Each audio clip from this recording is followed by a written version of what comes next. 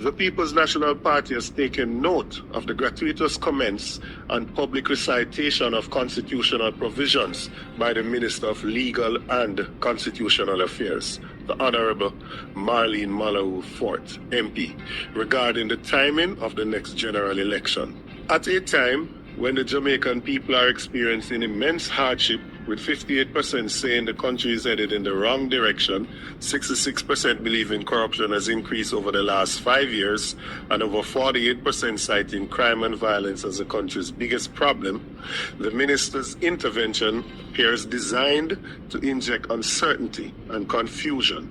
It reeks of desperation and appears to test the patience of a people who are already demanding meaningful change. The Jamaican people expect to go to the polls by September 2025 to elect a new government. That expectation is not merely political, it is constitutional. It must not be frustrated. The public is already engaged, with nearly 42% of Jamaicans saying they definitely intend to vote, and another 11% saying they are quite likely to vote when elections are called. The PNP reiterates that under Jamaica's constitution, if the Prime Minister does not advise the Governor-General to dissolve Parliament, it will do so automatically upon the completion of its term. Once Parliament is dissolved, a general election must be held within 3 months. Jamaica is not at war, and there are no conditions currently present that would permit a lawful extension or deviation from this timeline. We caution the JLP administration against abusing or misinterpreting any constitutional provisions for which the objective requirements do not exist. The government's track record of constitutional recklessness is well documented, from pre-signed Senate resignation letters to the appointment of an acting Chief Justice in breach of convention to the NIDS legislation which was struck down by the Constitutional Court. Jamaica's constitutional democracy is strong and resilient, but it must not be undermined by an administration attempting to extend its time in power by dubious means. It must be noted that while Jamaicans are steadfast and committed to democratic norms, the minister's comments are dangerously provocative and entirely unnecessary. Both political parties are already in campaign mode, and the people rightly expect an election by September 2025. If the minister's statement was merely an attempt to test public reaction or distract from the mounting failures of governance, let it be known the PNP will not be distracted, nor will we back down from our duty to stand with the people. I am therefore calling on the Prime Minister to urgently clarify the purpose of the minister's comments and to reassure the nation that there will be no attempt to delay the election or interfere with the constitutional timeline. Now, more than ever, the country needs leadership, not evasion, distraction, or constitutional mischief.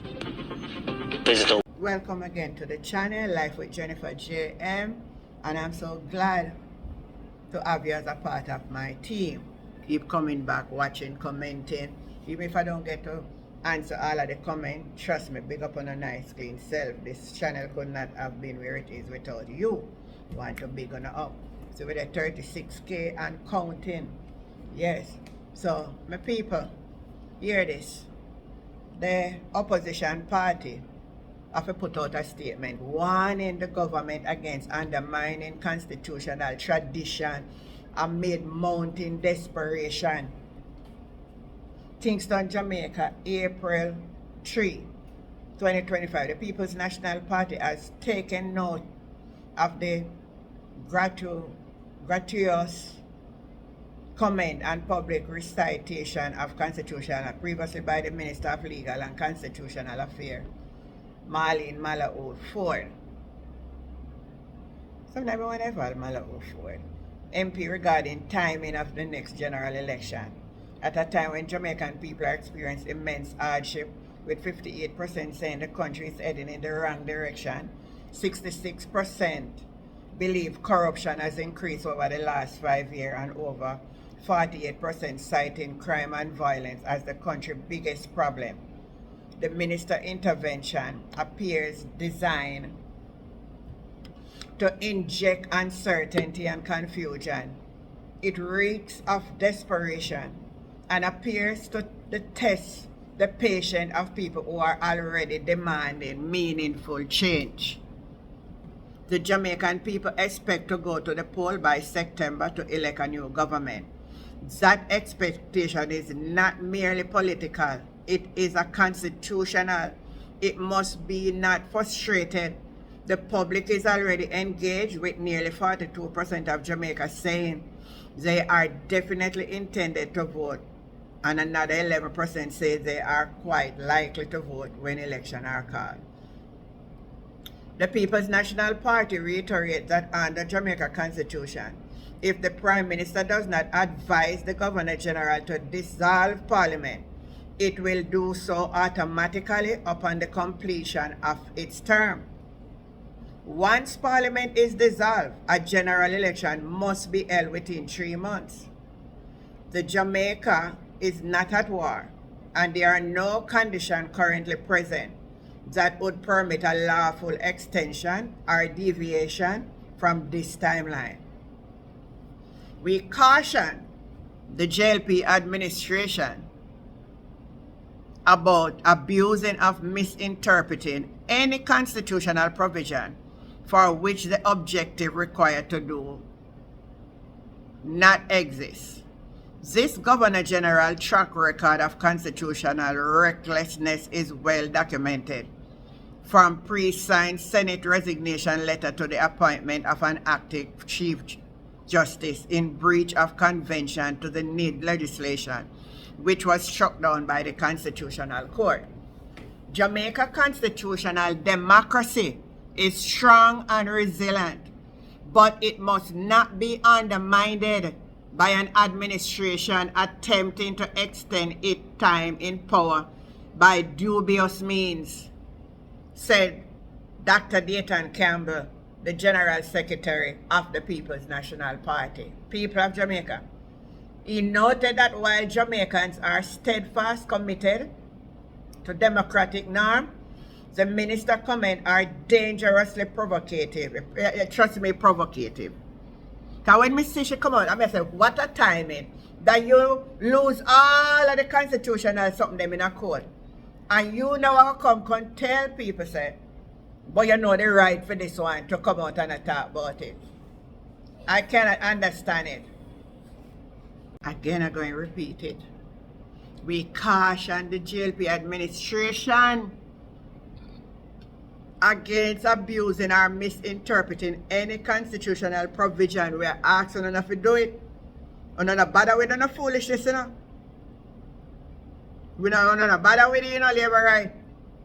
We don't bother with it. We don't provoke the Jamaica people, you know.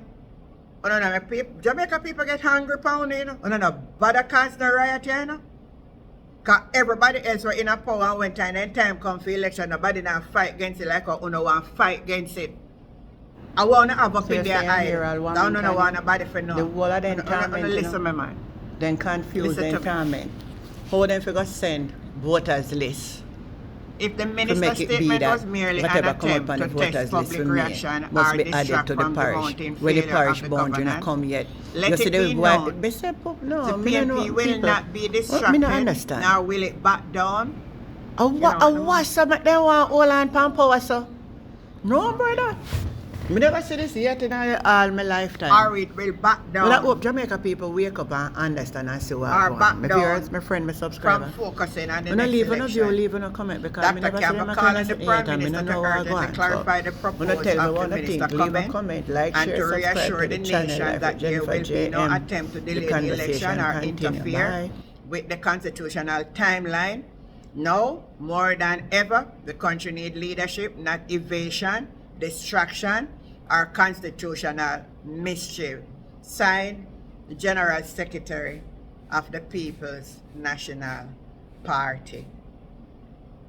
Lord, we need divine intervention. Madam Chairman, I would go further than that, you know, than just to... Madam Chairman, I'll go further than that, you know, to pass the act and the boundaries to Electoral Commission for them to do. I think we should add on that, to that recommendation to them, that this be included in the voters list coming in May. They be considered as part of that voters list in May. Until that is done, this is of no use. So we should add that to the recommendation. So I'm asking for amendment to what you just said to add that to it.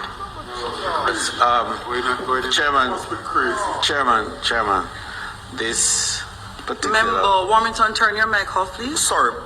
This particular sitting of the committee is deliberating on a matter that is unprecedented in our history, in fact, in recent. Certainly, we've never had a situation where a new parish has been established, certainly in my lifetime, and certainly in my 38 years in this honorable house. Therefore, there's no precedent. And the Parliament having passed the bill and the Act having now been in a position to be fully implemented, we have one responsibility, and that is to forward the Act to the relevant AOJ who has that responsibility and to whom we have arrogated the right to deal with boundaries and delegated in order for us at a later date to approve. And that the simple matter therefore is for us to do so and to offer them a timeline to enable them to complete in reasonable time so we can deal with the matter appropriately. May it please you.